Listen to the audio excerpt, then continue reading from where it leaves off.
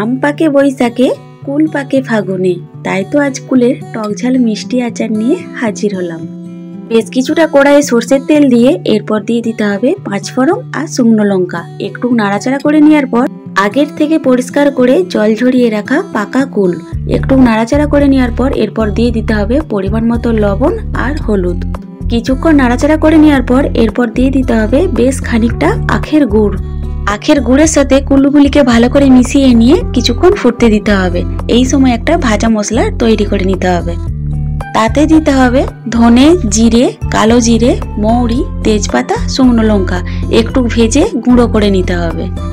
কুলের আচারটি ভালোভাবে ফুটানো হয়ে গেলে ভাজা মশলার সাথে কুলের আচারটিকে ভালো করে মিশিয়ে নিতে হবে। আর দোকানের মতো স্বাদ আনতে হলে উপর থেকে ছড়িয়ে দিতে হবে বিট লবণ।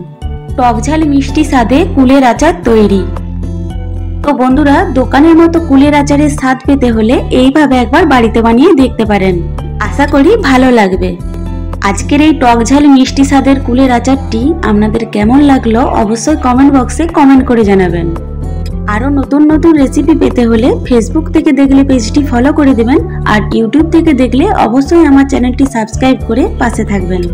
আগামীকাল হাজির হব আবার একটি নতুন রেসিপি নিয়ে। তো সকলে ভালো থাকুন, সুস্থ থাকুন। ধন্যবাদ।